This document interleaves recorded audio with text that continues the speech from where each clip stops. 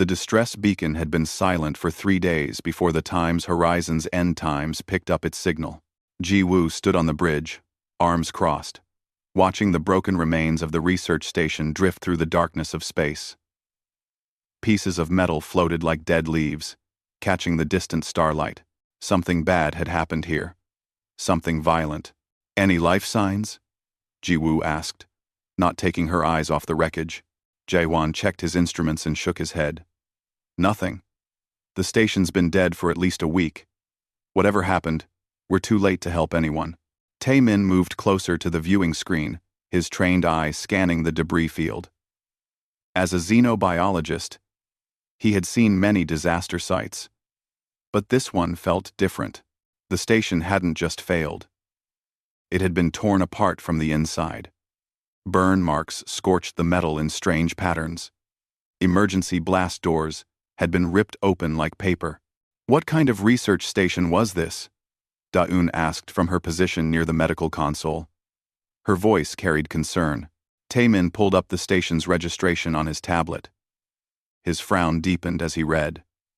According to official records, it was a mineral survey station. Class C facility. Small crew. Minimal security. He looked up at Ji-woo. But those blast doors are rated for containment facilities. This wasn't surveying minerals. The insectoid Hyun clicked his mandibles together. A sign of agitation among his species. Illegal operation. We should report and leave. This brings trouble. We're already here, Ji-woo said firmly. And salvage law says we check for survivors and secure any dangerous materials. Hana, take us in slowly. Scan for power sources. The ship moved through the debris field like a careful swimmer, avoiding rocks. Hana's skilled piloting kept them clear of the larger fragments. The scanner beeped steadily, picking up dead systems and cold metal. Then it found something different. Captain, I've got an active power signature, Hana reported. It's weak but stable.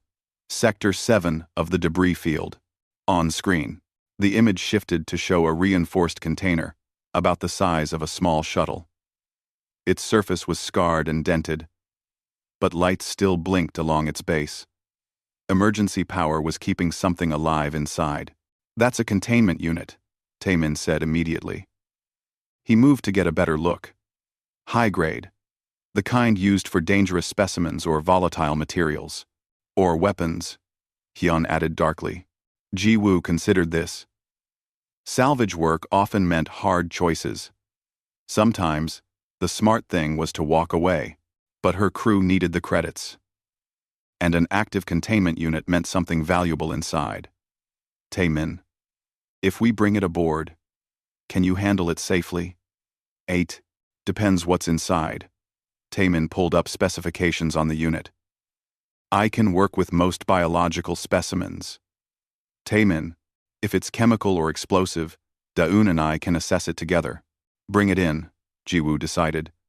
But carefully. Hyun, use the cargo bay with the reinforced walls. I want 2 sealed doors between that thing and the rest of my ship. The retrieval took an hour. The containment unit was heavier than it looked, and damage to its exterior made it difficult to grip with the cargo arms. When they finally secured it in the isolated cargo bay, Tae-min and Da-eun suited up and went to examine it. The cargo bay was cold and echoed with their footsteps.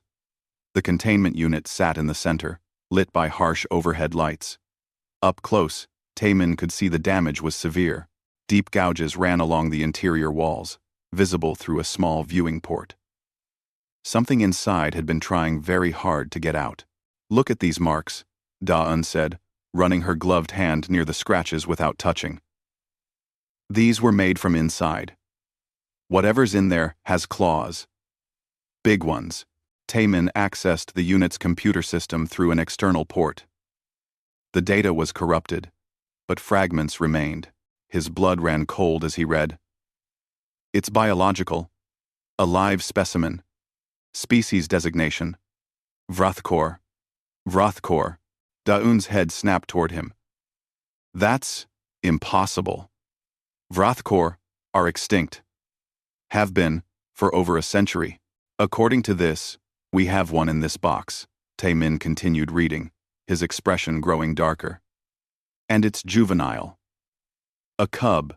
Before Da-un could respond, a sound came from inside the containment unit. It started as a low vibration, then built into a screaming roar that rattled the metal walls. Something heavy slammed against the interior with tremendous force. The entire unit shook. Both humans stepped back instinctively. Through the small viewing port, they caught a glimpse of movement, scales that shifted colors like oil on water, multiple eyes, bright and intelligent, claws that sparked against the metal as they struck again and again. It's trying to break out, Da-un whispered. The creature attacked its cage with desperate fury. Each impact sent vibrations through the floor. Warning lights began flashing on the containment unit's control panel. The structural integrity was failing. We need to reinforce this or sedate the creature, Tae-min said, moving to check the controls. The unit won't hold much longer. He began working on the panel, trying to access the internal systems. The creature continued its assault, seemingly aware that someone was near. The roars became more frantic, more afraid. Tae-min paused. It's not attacking because it's aggressive, he said slowly. It's terrified. Terrified things are still dangerous, Da-un reminded him. Yes, but they can be calmed. Tae-min made a decision. He removed his helmet, despite Da-un's protest, and approached the viewing port. The creature slammed against the wall again, and he could see it clearly now. It was beautiful and terrible at once. About 2 meters long, covered in iridescent scales that caught the light. 6 legs ending in curved claws. A head that seemed too intelligent for a simple beast, with multiple eyes that tracked movement with precision. Scars crossed its body. Fresh wounds that hadn't come from the station's destruction. Someone had hurt this creature. Hurt it badly, and often. Hey, Tae-min said softly. Hey, it's okay. The creature froze. Its eyes focused on him through the port. I'm not going to hurt you, Tae-min continued, keeping his voice gentle. I know you're scared. I know you've been hurt. But you're safe now. He didn't know if it could understand words, but tone was universal among intelligent species. He slowly reached out and placed his bare hand against the bars of the containment unit. The creature moved closer. Its breath fogged the viewing port. For a long moment, they simply looked at each other, human and alien, separated by metal bars. Then the creature did something unexpected. It stopped attacking.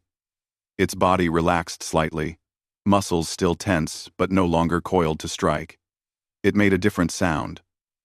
Not a roar, but something quieter, almost questioning. That's it, Tae-min said. That's better, isn't it? Da-un watched in amazement. How did you do that? I didn't do anything. I just stopped being a threat. Tae-min kept his hand on the bars. Op. The creature hadn't moved away. Call Ji-woo. Tell her we need to talk about what we do with our passenger. Whoa. An hour later, the crew gathered in the conference room. The debate was heated. Hyun argued for euthanizing the creature as dangerous. Young Mi, the ship's security officer, agreed.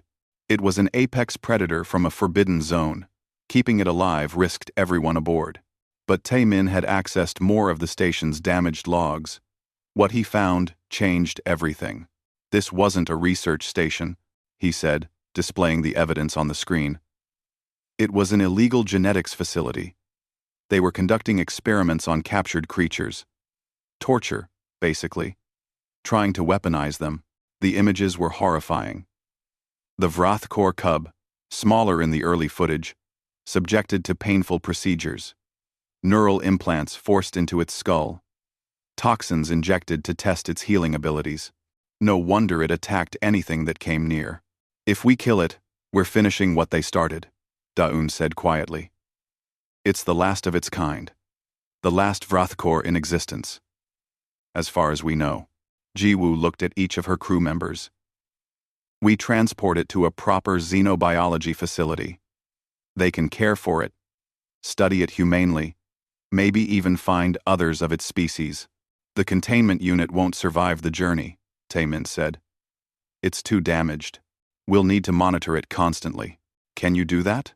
Taemin thought about the moment when the creature had calmed at his touch. That connection, brief as it was, had felt significant. Yes, I can do that. Then we have a plan. Jiwoo stood. Set course for the nearest xenobiology research station. And someone name that creature. I'm not calling it the specimen for 3 weeks of travel. Taemin smiled slightly. Biol. It means star. Because we found it in the darkness, and it's rare and bright. The crew dispersed to their duties. Taemin returned to the cargo bay, where the creature waited in its damaged cage. When he entered, it watched him with those intelligent, multifaceted eyes.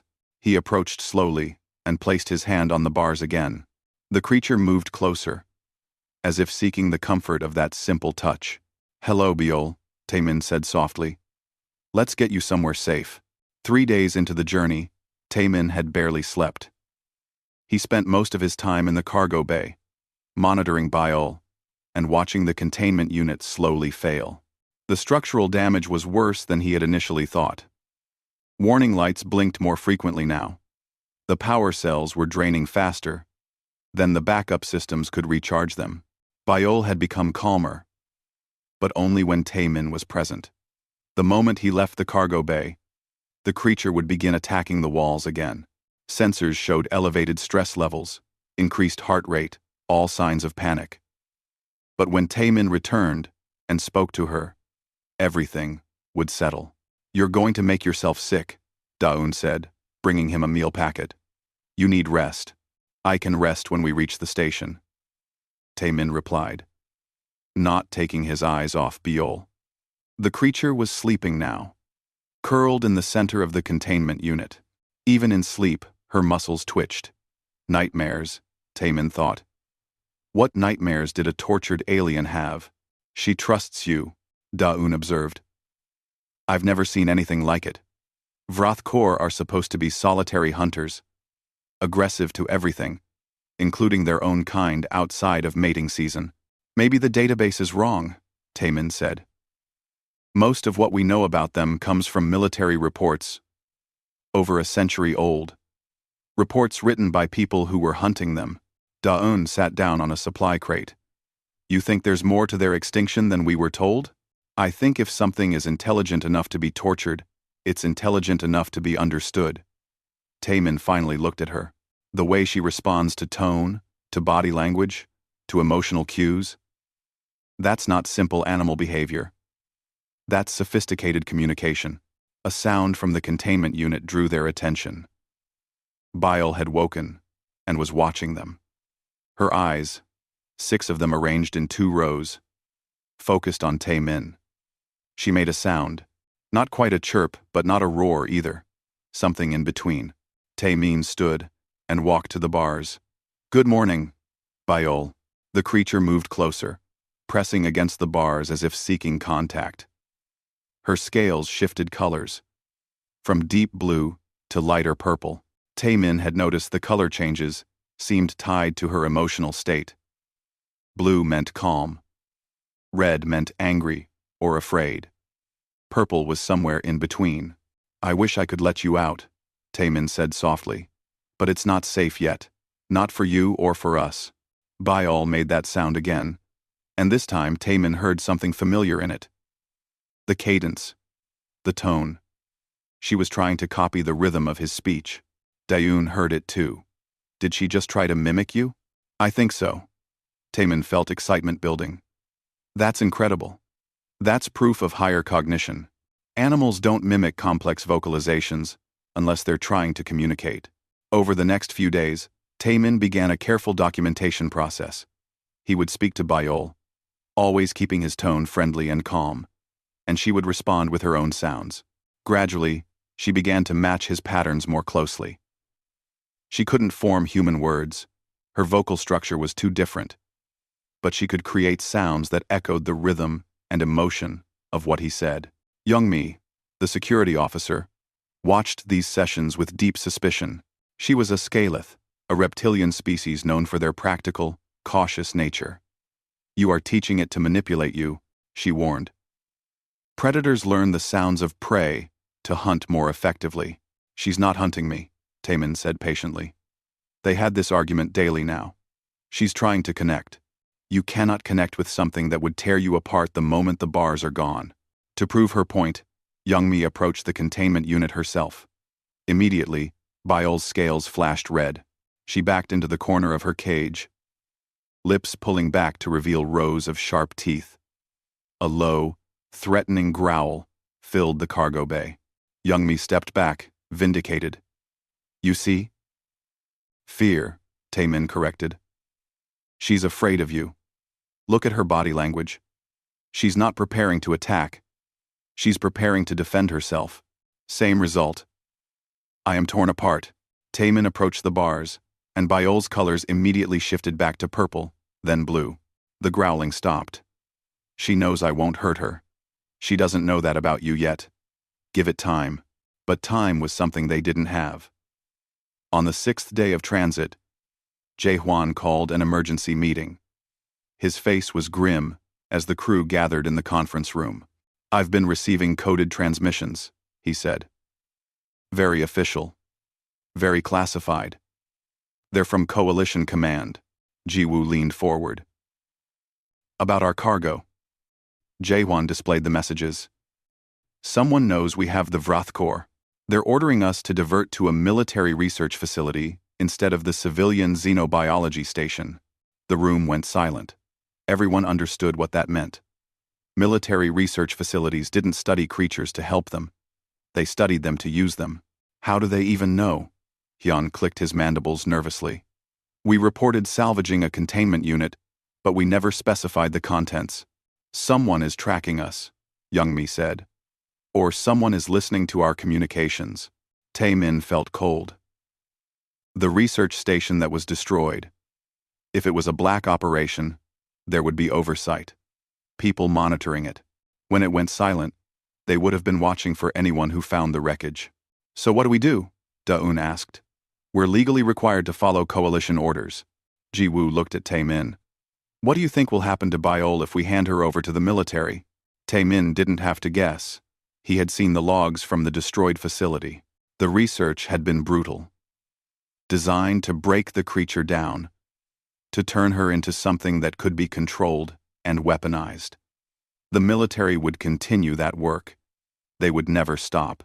And when they were done with Biol, when they had learned everything they could from her, they would kill her. "They'll destroy her," he said quietly. "Not quickly. Not kindly. They'll take her apart piece by piece, until there's nothing left. Then we have a problem," Ji-woo said. "Because I didn't become a salvage captain to deliver living beings to torture." "Captain, we could lose our licenses," Hyun warned. "We could face criminal charges for defying coalition command." "I know." Ji-woo looked at each crew member. "I'm not ordering anyone to break the law with me. If you want to follow regulations, I understand. But I need to know now. Where does everyone stand?" There was a long moment of silence. Then Da-eun spoke up. "I became a medic to help people. To save lives. That includes her. I am a soldier," Youngmi said slowly. "I follow orders. But orders should be just. These orders are not just." She clicked her tongue, a sign of decision among her people. "I stand with the captain." Hana nodded.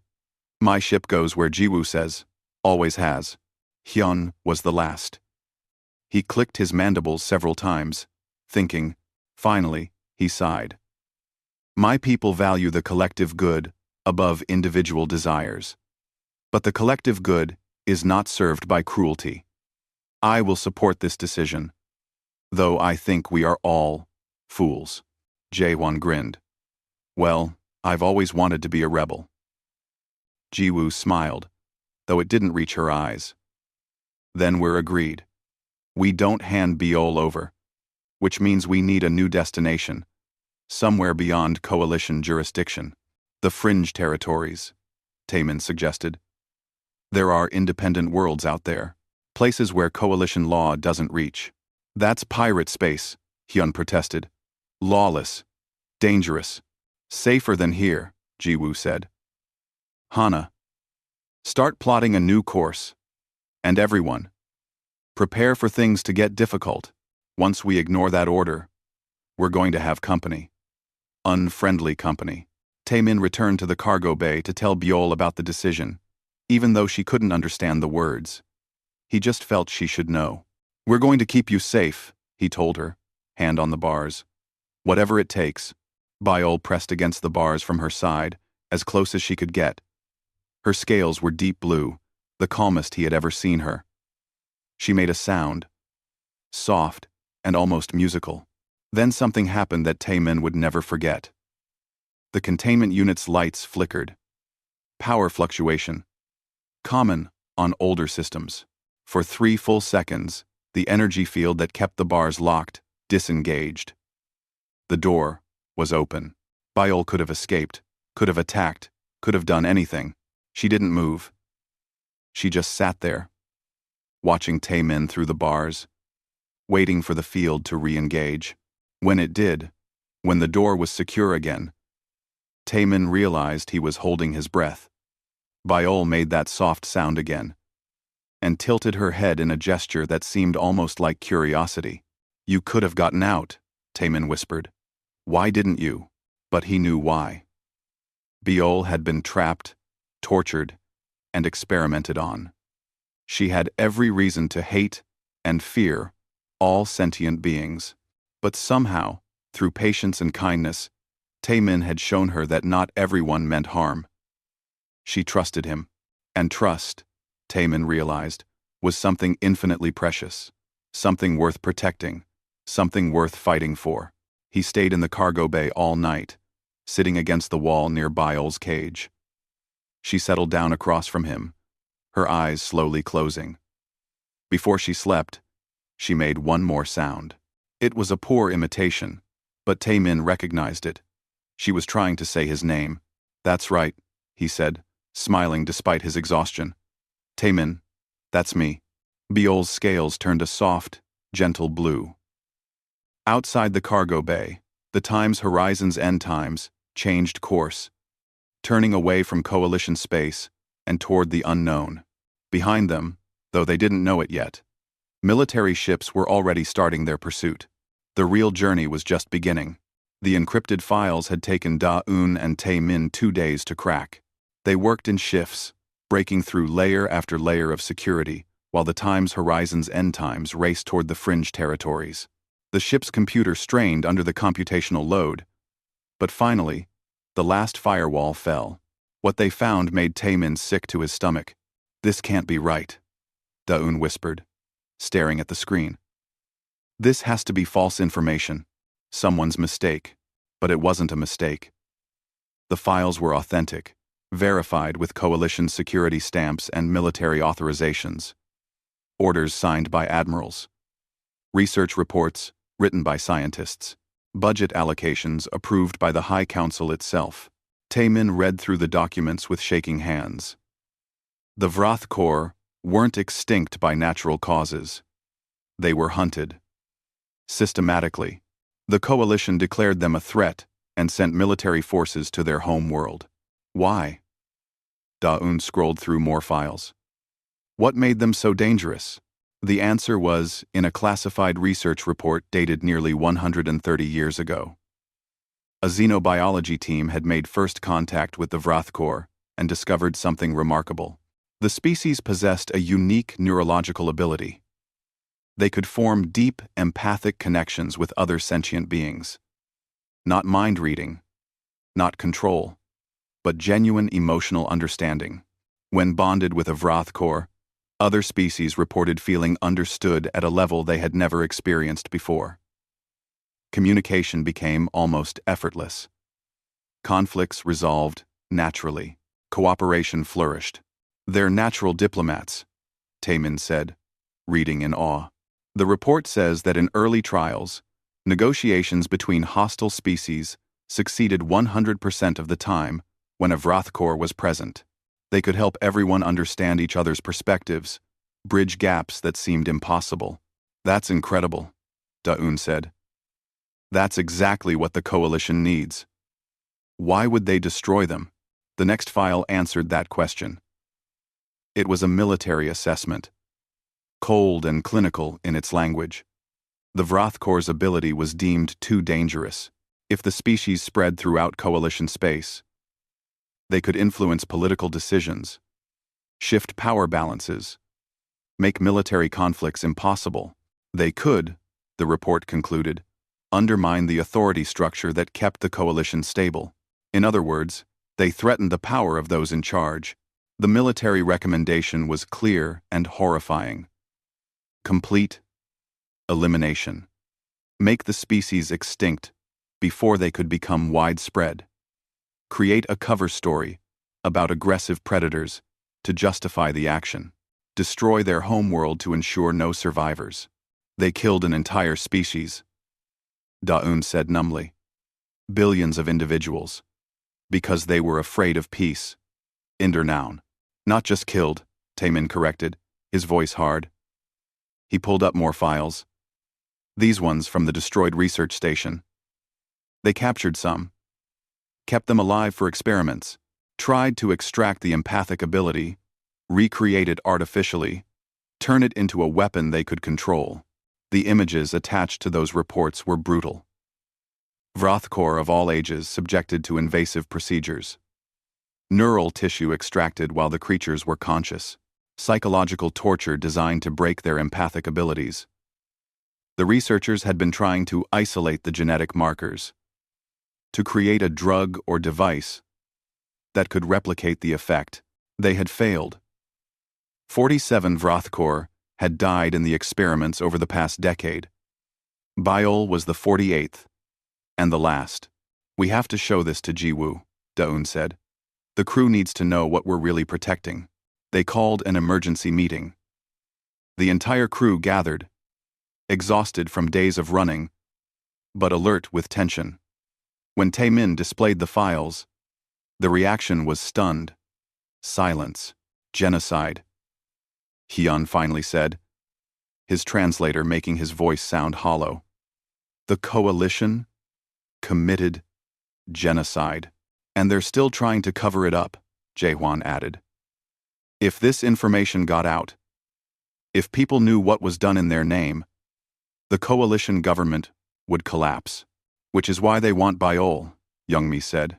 She's not just the last of her species, she's evidence, living proof of what they did. Jiwoo had been silent, reading through the files on her personal display. Now, she looked up, and her expression was carved from stone. I need to show you all something else. Jaehwan intercepted another transmission an hour ago. She transferred the message to the main screen. It was an image. A star map showing their current position and trajectory. Red markers indicated military vessels converging on their route. 12 ships, all armed, all moving to intercept. Admiral Kess is leading the pursuit personally, Jiwoo said. She's authorized to use lethal force if we don't comply. Can we outrun them? Hana asked. Not all of them. Maybe most. But they'll get close enough for weapons range. Jiwoo looked around at her crew. I want everyone to understand what we're facing. If we continue, we'll be labeled criminals. Traitors. They might destroy the ship rather than let us reach the fringe. This is your last chance to back out. We can still claim we were following orders under duress, turn Biol over, face some penalties, but survive. No, Taemin said immediately. We can't do that. I'm not suggesting we should, Jiwoo replied. I'm just making sure everyone chooses this with full knowledge. Daun spoke next. I choose to protect her. I took an oath to do no harm. Handing her over would violate that. One by one, the crew affirmed their commitment. Even Hyun, despite his obvious fear, agreed to continue. They would face whatever came together. Then we need allies, Jiwoo said. We can't do this alone. Jaehwan, you mentioned there were others opposed to the coalition's actions? Yes, I've been in contact with a resistance group operating in the fringe. They call themselves the Sanctuary Network. They claim to protect endangered species from coalition persecution. Jae-won pulled up their message. They're offering us coordinates to a safe location. But I can't verify if it's legitimate. Could be a trap. Amber. And design. And design. And design. At this point, a trap is as good as our other options, Ji-woo said. Send them confirmation. Tell them we're coming, and we need immediate protection upon arrival. Captain, Youngmi interrupted. Proximity alert. We have incoming. Everyone turned to the tactical display.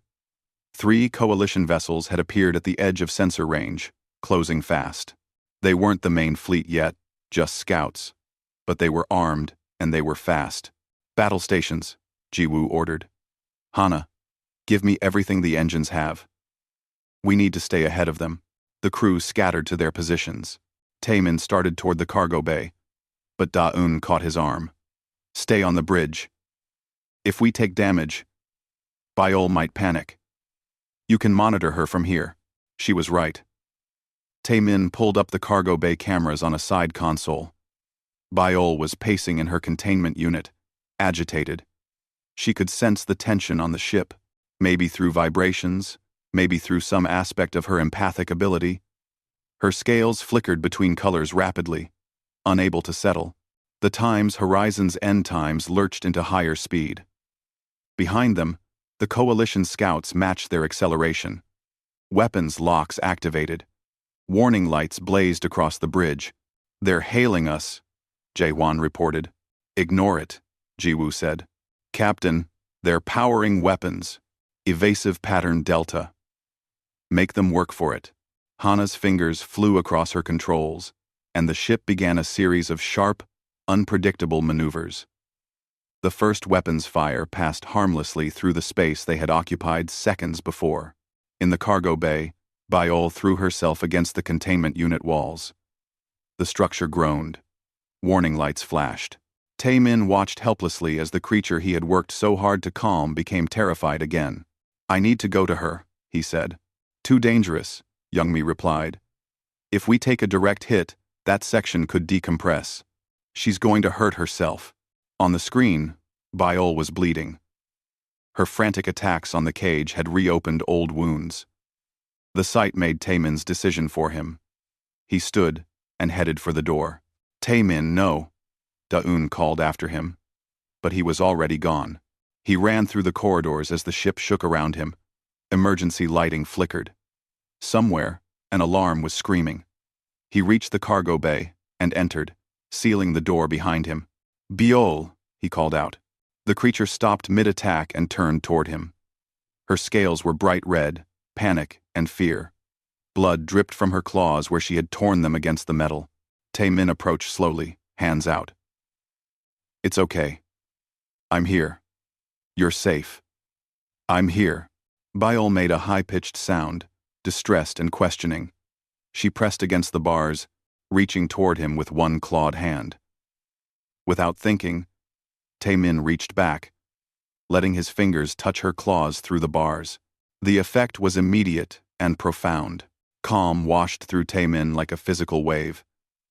Not his own calm, but something external, flowing from Byol, and mixed with it came emotions that weren't his.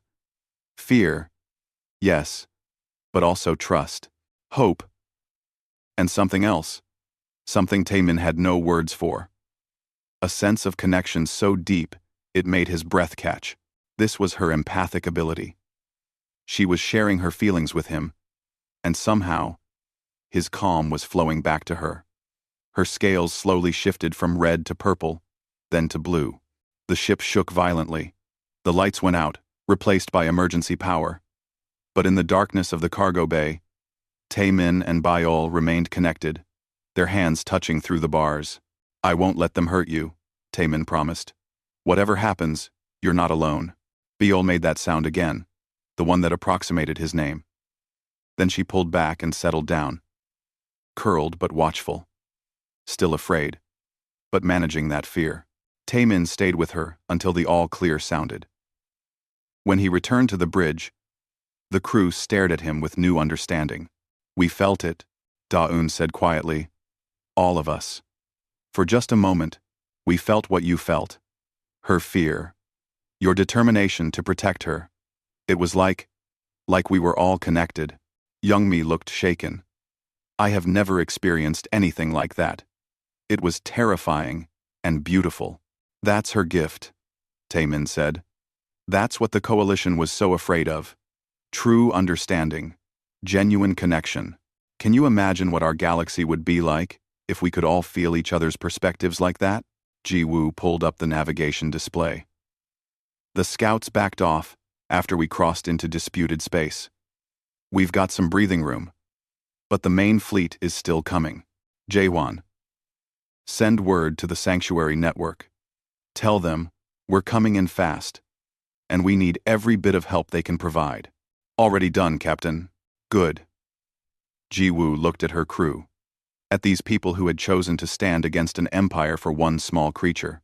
Then let's show them what happens when you threaten something worth protecting. The containment unit died on the 7th day of their flight. Warning lights had been flashing for hours, and then, with a sound like grinding metal and a shower of sparks, the power cells gave out completely. The electromagnetic locks disengaged. The reinforced door swung open. Bile was free. Taemin was in the cargo bay when it happened, doing his routine check. He froze as the creature stepped out of her cage for the first time since they had found her. She was larger than he had realized. Fully extended, she measured nearly 3 meters long, her 6 legs moving with liquid grace. Her scales caught the emergency lighting, shifting through colors as she processed this new situation. For a long moment, they simply looked at each other. Taemin's hand moved slowly to the emergency comm on his belt, ready to call for help. But he didn't press it. Not yet. Biol, he said softly. You're okay. Everything is okay. The creature took a step forward. Then another. She moved with careful deliberation, as if aware that sudden movements might frighten him. Her multiple eyes never left his face. When she was close enough to touch, she stopped. Slowly, carefully, she extended one clawed hand toward him. Taemin felt his heart hammering. Every instinct screamed at him to run, to call for security, to protect himself. But he remembered that moment when the cage door had malfunctioned before. Bile could have escaped then. She had chosen not to. She had chosen to stay. He reached out and placed his hand against her claws. The empathic connection flowed between them immediately. He felt her curiosity, her nervousness, her deep desire not to cause harm, and beneath it all, loneliness. Such profound loneliness it made Taemin's chest ache. You've been alone for so long, he whispered. Haven't you? Biol made a soft, musical sound. She pressed her head against his hand, seeking comfort like a pet might. Except, this was no pet. This was an intelligent being who had been tortured, isolated, and hunted. A being who should have every reason to hate and fear all other species. But she didn't hate. She wanted connection. That was what her empathic ability truly was, Taemin realized. Not just sensing emotions, but needing to share them. The Vrothkor were fundamentally social creatures forced into isolation by species who feared what they didn't understand. We need to tell the captain, Taemin said. You can't stay in here alone.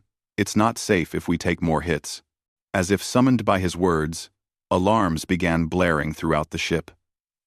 The times, Horizon's end times, shuddered as something impacted the shields. Biol's scales flashed red, and she crouched low, a growl building in her throat. Taemin's comm crackled. All crew to stations. Ji-Woo's voice was tight with tension. We've got multiple hostiles closing in. Taemin, secure that cargo bay. Captain. The containment unit failed. Biol is out. A pause. Is she hostile? Taemin looked at the creature, pressed against his side, trembling with fear but not attacking.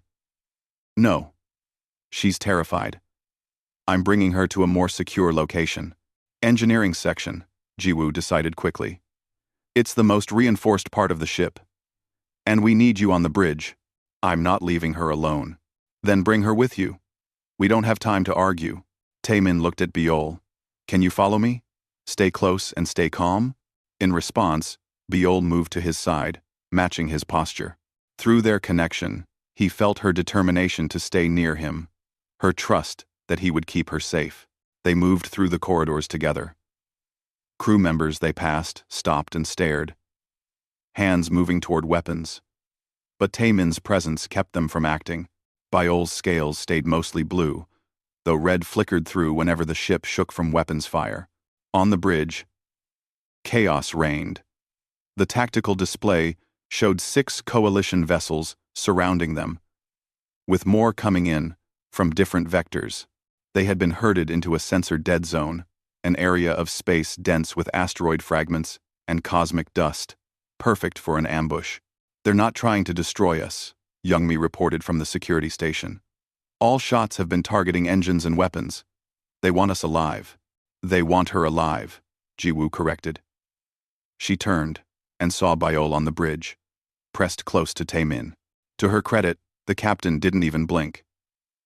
Welcome aboard, Biol. Sorry about the rough ride. Biol made a questioning sound, her head tilting as she studied the captain. She's asking if you're the leader. Taemin translated, though he wasn't sure how he knew. The empathic connection was giving him insights into Biol's thoughts. She wants to know if she can trust you too. Jiwoo met the creature's multiple eyes. I'm trying to keep us all alive, including you. So yes, you can trust me. Something passed between them. Biol's scales shifted to a calmer blue. She moved to a corner of the bridge where she wouldn't interfere with the crew, but could still see everything. Incoming transmission, Jaehwan announced. It's Admiral Kess. She's demanding to speak with you, Captain. Put her through. The main screen shifted to show a stern woman in coalition military uniform. Admiral Kess had the look of someone who had spent decades making hard decisions and sleeping fine afterward. Her eyes were cold as she studied the bridge crew, lingering on Biol. Captain Jiwoo, you have one chance to avoid complete destruction. Power down your engines, drop your shields, and prepare to be boarded. The creature will be transferred to military custody, and your crew will face trial for theft of coalition property. Property? Taemin stepped forward before Jiwoo could respond. She's a living, intelligent being. You don't own her. Admiral Kess's expression didn't change. Engineer Taemin, you've been identified as the primary source of this situation. Your emotional attachment to the specimen has compromised your judgment and endangered this crew. Stand down. My judgment is fine. Yours is what's compromised. I've seen the files, Admiral. I know what you did to the Vrathkor. Genocide. Torture. All hidden behind classified orders. You have accessed classified information illegally. That's another crime to add to your list. The only crime here is yours. Taemin felt anger building, hot and sharp. You murdered an entire species because you were afraid of peace. Afraid they would make your weapons and your wars obsolete. You're still trying to cover it up. And you'll kill us all to do it. Admiral Kess leaned forward. Young man, you have no idea what you're interfering with. That creature is not what you think it is. The Vrathkor's empathic ability can be weaponized. In the wrong hands, they could control populations, manipulate leaders, start wars, or end them according to their own agenda. We did what was necessary to prevent that. That's not how empathy works, Daun interjected. Real empathy creates understanding, not control. You destroyed them because you couldn't control them yourselves. Enough debate. Admiral Kess's patience had clearly run out. You have 30 seconds to comply or I will open fire. Those shots won't be non-lethal anymore. The transmission cut off. Jiwoo looked at her crew. Hana. Options? We're boxed in.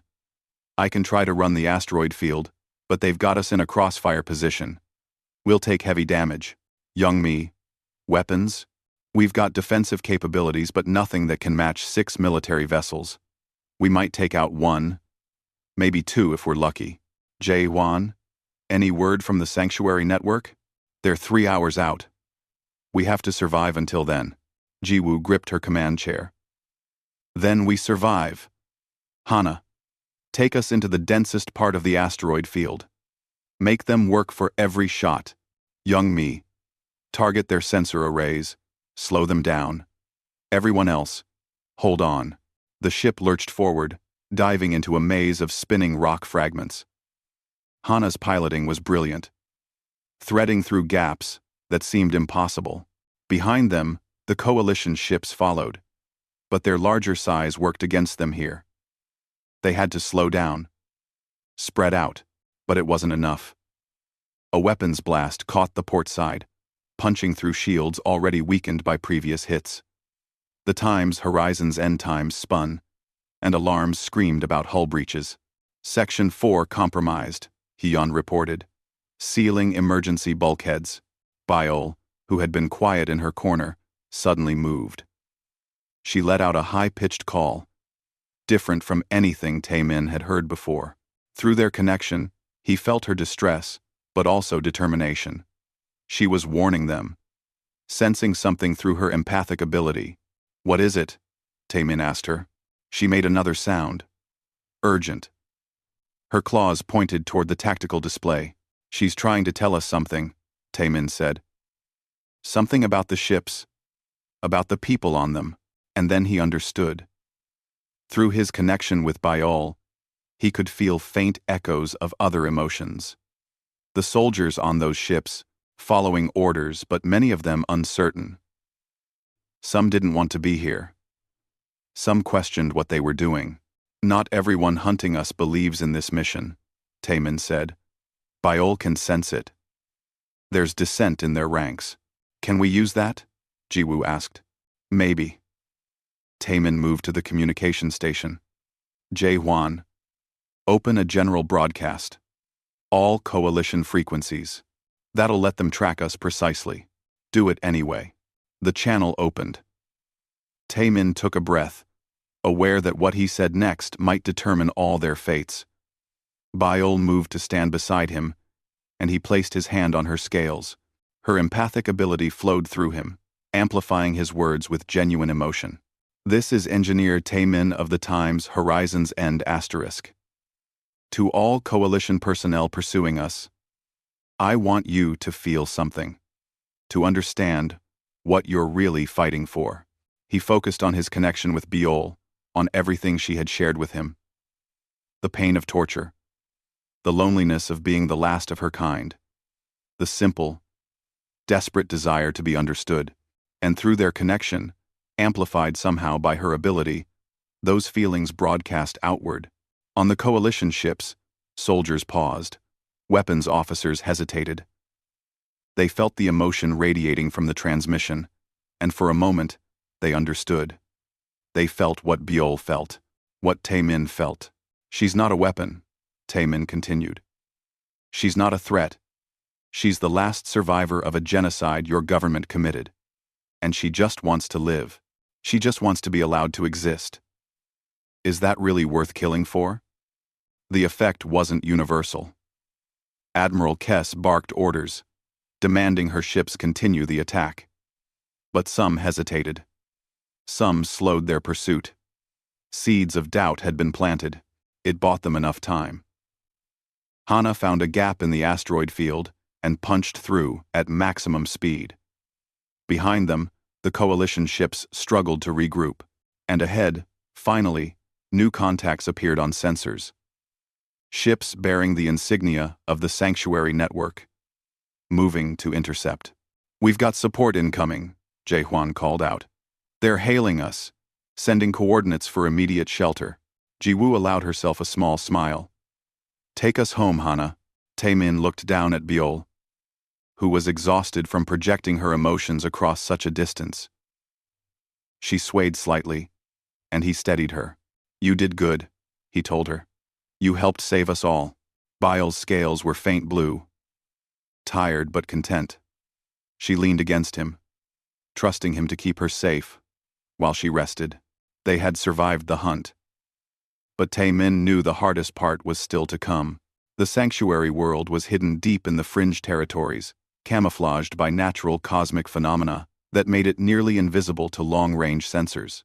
As the time's horizon's end times descended through the atmosphere, Tae-min pressed against the viewport with Biol beside him. Below them spread a landscape unlike anything he had seen before. Vast biodomes dotted the surface, each one massive enough to contain entire ecosystems. Between them, research facilities and habitation structures blended into the natural environment. This wasn't just a hideout. This was a home. A refuge for species that had nowhere else to go. The landing was smooth. When the cargo ramp lowered, they were met by a small group of people and aliens, all wearing the green and silver insignia of the sanctuary network. Leading them was an elderly human woman with silver hair and kind eyes that had seen too much suffering. "Captain Ji-woo," she said, extending her hand. "I'm Dr. Sun-hee." Ji-woo shook her hand. "Thank you for the assistance. We were cutting it close out there. We've been monitoring coalition activity in this sector for months. When we learned they were hunting a Vrathkor survivor, we knew we had to help." Sun-hee's eyes moved past the captain to where Biol stood partially hidden behind Tae-min. "And there she is. The last known Vrathkor. Or, so we thought." "What do you mean?" Tae-min asked. Dr. Sun-hee smiled. "Come with me. There's something you need to see." They walked through the facility, Biol staying close to Tae-min's side.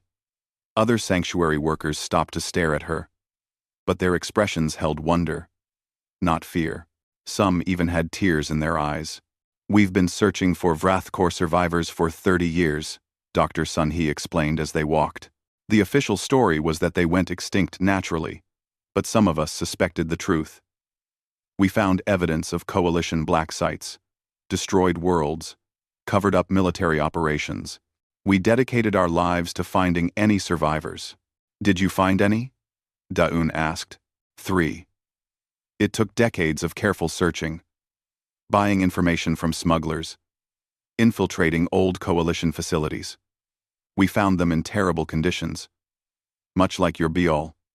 Traumatized, alone, but alive, they entered one of the large biodomes. Inside, a carefully constructed environment mimicked what records suggested was the original Vrathkor homeworld.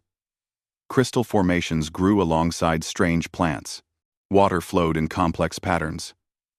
And there, resting near a stream, were 3 Vrathkor. 2 were adults, each easily 5 meters long, their scales showing patterns of age and experience. The third was younger, perhaps adolescent, smaller but still larger than Biol. When Biol saw them, she froze. Her scales cycled through colors rapidly, unable to settle on one emotion. The largest adult Vrathkor stood and approached. Its movements were careful, non-threatening.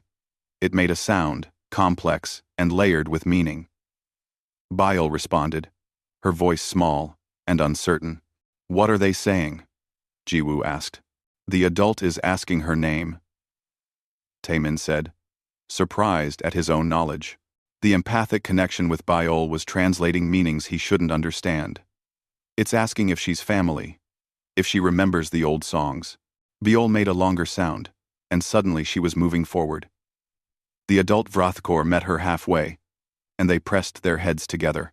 Tae-min felt a wave of emotion so powerful it drove him to his knees. Reunion. Recognition. The joy of finding family after believing you were completely alone in the universe. The other 2 Vrathkor joined them, forming a circle around Biol. They were welcoming her home, teaching her the communication she had never learned because she had been taken so young, sharing memories of their people, their culture, everything that had almost been lost forever.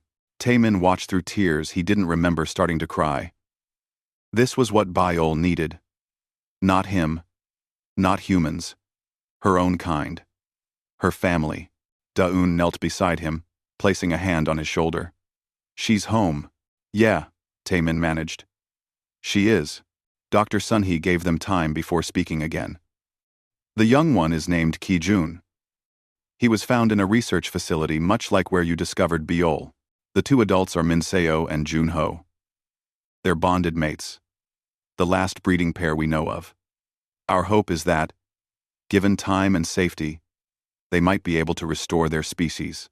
4 Vrathkor, Jiwoo said quietly. 4 individuals from billions. 4 more than we had yesterday. 4 more than the coalition wanted to exist. Dr. Sunhee's expression hardened. Which is why we need to talk about what happens next. You brought more than a refugee, Captain. You brought evidence that will shake the coalition to its foundations. They moved to a conference room, while the Vrathkor continued their reunion. Dr. Sunhee laid out the situation with clinical precision. The files Taemin and Da-eun had recovered were authentic and damning. If released to the public, they would prove genocide. Prove the coalition's highest levels were complicit in the systematic murder of an entire sentient species. We have broadcast capability, Dr. Sunhee said. Quantum communications that can reach every coalition world simultaneously. We've been building evidence for years, waiting for the right moment. This could be it. Well, there will be consequences, Hyun warned. Political chaos. Possibly war between factions. There should be consequences, Youngmi said firmly. What was done is unforgivable. Silence is complicity. But if we broadcast, Admiral Kess will know exactly where we are, Hana pointed out. She'll bring everything she has. Let her come. Dr. Sunhee said. We're prepared to defend this place. And more importantly, we're prepared to show the galaxy the truth. The debate lasted hours. The crew of the Times, Horizon's End Times, had already sacrificed so much. They were being asked to risk even more. But one by one, they agreed. This was bigger than them, bigger than one crew, one ship. This was about making sure what happened to the Vrathkor never happened again. Taemin returned to the biodome where Biol was. She had separated from the other Vrathkor and was waiting near the entrance. When she saw him, her scales brightened to blue. She approached and pressed her head against his chest. I thought you'd stay with them, Taemin said softly, stroking her scales. Through their connection, he felt her response. She would stay with her people. She needed to. But she also needed him to know what he had meant to her. In the darkest time of her life, when she had been alone and tortured and terrified, he had shown her kindness, had proven that not all species were cruel, had given her hope. That bond, that connection, was precious to her. It always would be. I'll visit, Taemin promised. Whenever I can, I'll come back. Biol made that sound, the one that approximated his name. Then, she did something unexpected. She turned toward the conference room where the others waited, where the decision was being made, and she made a different sound. Loud and clear. The other Vrathkor emerged from the biodome. All 4 of them stood together, and as one, they began to project their empathic ability. It washed over the entire facility. Everyone felt it. The pain of loss. The horror of genocide. The desperate hope for a better future. The Vrathkor were giving their consent, their blessing. They wanted the truth released. They wanted the galaxy to know what had been done and what had almost been lost. Dr. Sunhee initiated the quantum broadcast. The files spread across coalition space like wildfire. Evidence of genocide. Military orders. Research documents. Detailing torture and experimentation. Images of the 4 surviving Vrathkor, proof that a species declared extinct had been deliberately murdered. The reaction was immediate and explosive. Protests erupted on dozens of worlds. Coalition members demanded answers. Military personnel began to defect, refusing to follow orders from leaders who had committed such atrocities. The government structure that had ruled for centuries began to crack and fracture, and Admiral Kess, predictable as gravity, arrived at Haven Station with a fleet. Her ships surrounded the planet, weapons charged and ready. But this time, They weren't alone. Word of the broadcast had spread. Independent ships, civilian vessels, even some coalition military units that had mutinied, arrived to defend the sanctuary. Not because they were warriors, but because they believed in protecting something that mattered. Admiral Kess made one final transmission. Her face appeared on screens across the sanctuary, cold and resolute. This is your last warning. Surrender the Vrathkor specimens and face justice for your crimes, or I will reduce that facility to ash. Jiwoo responded from the command center. Admiral, you're talking to millions of people now. The whole galaxy is watching. If you attack this place, you won't just be killing us. You'll be proving everything we've said about the coalition is true. I don't care about public opinion. I care about security. Security? Taemin stepped into view of the camera. You're not providing security. You're protecting your own power. The Vrathkor's ability doesn't control people. It helps them understand each other. The only thing it threatens is leaders who rely on fear and division to stay in control. Admiral Kess opened her mouth to respond, but never got the chance. The Vrathkor, all four of them, had moved to stand where the cameras could see them, and together, they began to project. Their empathic ability, amplified by their unity, radiated outward. It touched everyone in range. The soldiers on the coalition ships, the pilots, the weapons officers, even Admiral Kess herself. They felt what the Vrathkor felt. The fear, the pain, the simple desire to exist without being hunted. The hope that their children might grow up in a galaxy that didn't want to destroy them. And they felt something else. They felt how the Vrathkor perceived them. Not as enemies, not as threats, but as people who had been misled. People who could choose differently. People who had the capacity for compassion if they chose to use it. On the coalition ships, weapons systems powered down. Not all of them. Not everywhere. But enough. Enough officers refused to fire. Enough soldiers questioned their orders. Enough people chose to see the beings they had been sent to kill as people worth protecting. Admiral Kess's face twisted with frustration, and perhaps the first stirrings of doubt. Stand down, she ordered her fleet, though it came through gritted teeth. All ships, withdraw. The fleet retreated, not because they had been defeated in battle, but because they had been defeated by understanding, by empathy, by the simple recognition that what they were being asked to do was wrong. In the weeks that followed, the coalition government collapsed and reformed. Leaders who had authorized the genocide faced trials. New councils were established, with representation from species that had been marginalized. It wasn't perfect. It wasn't fast. But it was change. Haven Station became more than a sanctuary. It became a symbol. Proof that protection was possible. That species thought lost could be saved. That truth mattered. The Times Horizon's End Times and its crew stayed for several months, helping to establish better defenses and communication networks. When they finally prepared to leave, Taemin spent one last day with Biol. She had grown noticeably larger, healthier, happier. She spent most of her time with Kijun now, the two younger Vrathkor learning together, playing together, planning a future that had seemed impossible months before. Minseo and Junho watched over them with the patience of parents, teaching them the old ways, the songs, and stories of their people. But when Taemin came to say goodbye, Biol left the others and approached him. She pressed her head against his chest one more time, sharing that empathic connection they had forged in the darkness of a cargo hold. Through it, she showed him her gratitude. Her love, in whatever form, love took for her species, and her promise that she would remember, that the bond they had formed mattered, would always matter, regardless of distance or time. I'll come back, Taemin said again. I promise. She made that sound, his name in her voice. Then she returned to her family, and Taemin watched her go. On the ship, Jiwoo found him staring out the viewport as they prepared for departure. You did good work here. changed the galaxy a bit. We all did, Taemin replied. True. But it started with you refusing to walk away, with you choosing to see a scared creature as someone worth saving. Jiwoo smiled. That's humanity at its best, I think. We have the capacity for terrible things.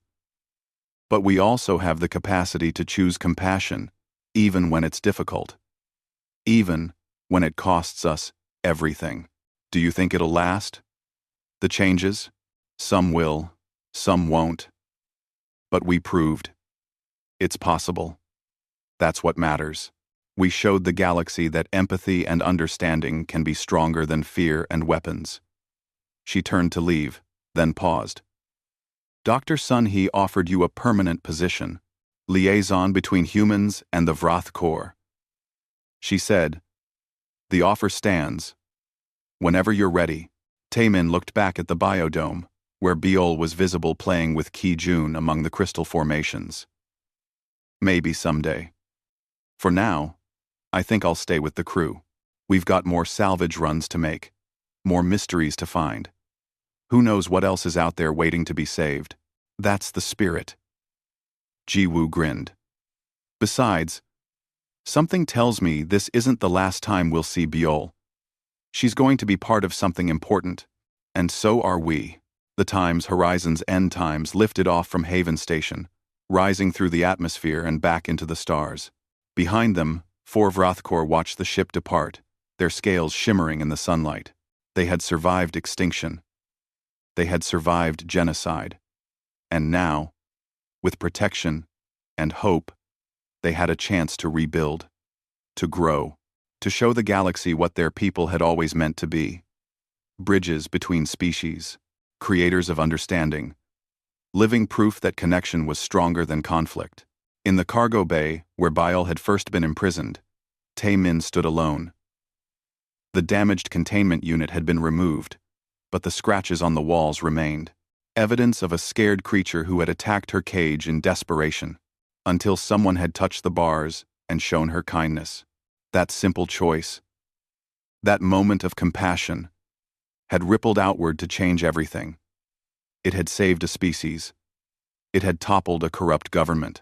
It had proven that one person, choosing to do what was right despite the cost, could alter the course of history. That was humanity's real strength. Not weapons, not technology, but the capacity to see suffering and choose to end it, to reach across barriers and make connections, to protect the vulnerable even when it put themselves at risk. Humanity's choice, in the end, was always the same: to be better, to try harder, to never stop believing that compassion mattered. Taemin smiled and headed back to the bridge. They had a galaxy to explore, and somewhere out there, more beings needed help, and the Times Horizon's End Times would be ready.